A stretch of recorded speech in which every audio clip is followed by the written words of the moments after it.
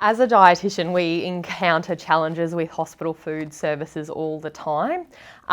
Keeping in mind that hospitals are usually quite big facilities, or generally where patients are being treated for cancers are at quite big facilities. So they might be catering for 700, 800 meals at a particular time.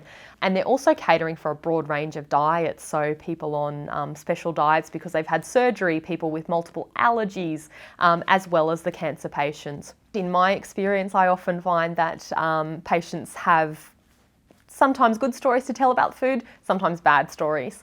It's even more difficult in the cancer patient because a lot of patients will experience taste changes and side effects like nausea and vomiting and low appetite, and all of those things don't really enhance your enjoyment of the food in the first place. So even if food tastes good to me, and I've often tried all the hospital foods, it's part of my job where I work to keep an eye out of what the patients are receiving and whether it tastes okay.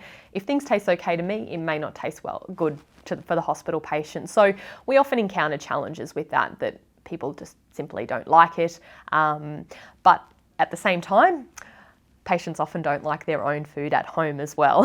So it's often not just about the hospital, it's about food in general.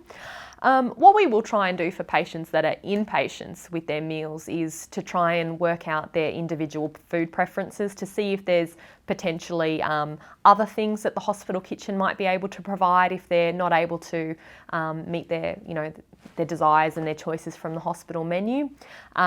Sometimes the facilities will allow people to bring in foods from home and to heat them up or make toasted sandwiches or make their own smoothies.